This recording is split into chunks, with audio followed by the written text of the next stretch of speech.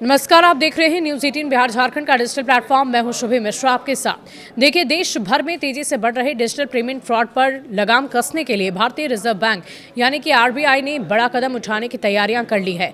अगर नया प्रस्ताव लागू होता है तो 10,000 रुपए से अधिक के बड़े डिजिटल ट्रांजैक्शन तुरंत प्रोसेस नहीं होंगे, बल्कि उन्हें 1 घंटे तक होल्ड पर रखा जाएगा। इस दौरान ग्राहक अगर चाहें तो अपने ट्रांजैक्शन को रद्द भी कर सकते हैं। आरबीआई का कहना है कि ये कदम साइबर ठगी के बढ़ते मामलों को रोकने के लिए बेहद अनिवार्य है। National cyber crime reporting portal के आंकड़ों ने चिंता काफी ज्यादा बढ़ा दी है।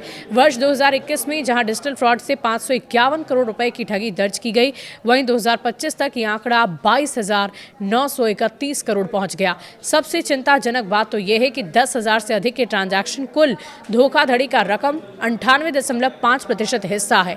यही वजह है कि आरबीआई अब डिजिटल लेन देन के नियमों को और भी अधिक सख्त बनाने जा रही है। सबसे बड़ा प्रस्ताव है 10,000 से ऊपर के अकाउंट टू अकाउंट ट्रांसफर पर 1 घंटे का लैग टाइम।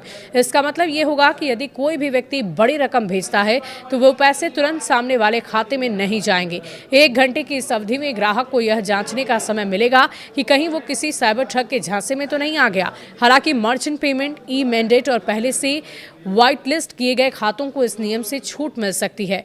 आरबीआई का दूसरा अहम प्रस्ताव यह है कि वरिष्ठ नागरिकों की सुरक्षा बढ़ाई जाए। 70 वर्ष से अधिक उम्र के बुजुर्गों और दिव्यांग ग्राहकों के लिए 50,000 रुपए से अधिक के ट्रांजैक्शन पर ट्रस्टेड पर्सन ऑथेंटिकेशन लागू किया जा सकता है। यानी बड़ी रकम भेजने से पहले किसी भरोसेमंद नामित व्यक्ति की मंजूरी जरूरी होगी और इससे उन मामलों में राहत मिलेगी जहां बुजुर्ग लोग ठगों के झांसे में जल्दी आ जाते हैं और उनके शिकार बन जाते हैं।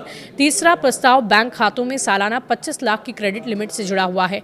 इसके तहत व्यक्तिगत और छोटे कारोबारी खातों में 25 लाख से अधिक जमा होने पर अतिरिक्त राशि यानी कि शैडो क्रेडिट में रखी जाएगी। बैंक तभी इस खाते में इसे दिखाएगा जब जमा रकम की वैधता की पुष्टि कर दी जाएगी। इससे संदिग्ध लेन देन की पहचान आसान होगी। चौथा और बेहद खास प्रस्ताव है किल स्विच फीचर। इस सुविधा के जरिए ग्राहक 1 क्लिक में अपने बैंक खाते के सभी डिजिटल पेमेंट चैनल बंद कर सकेंगे।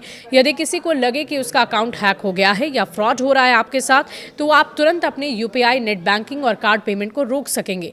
ये सुविधा पहले से सिंगापुर और ऑस्ट्रेलिया जैसे देशों में इस्तेमाल हो रही है। हालांकि आरबीआई ने यह भी माना है कि इन प्रस्तावों के लागू होने से कुछ व्यवहारिक चुनौतियां भी सामने आ सकती है। 1 घंटे की देरी तत्काल भुगतान की मौजूदा प्रणाली के खिलाफ मानी जा सकती है।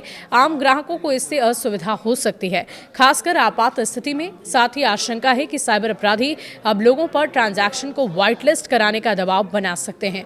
अब फिलहाल आरबीआई ने इन प्रस्तावों पर आम जनता, बैंक और अन्य हितधारकों से 8 मई 2026 तक सुझाव मांगे हैं।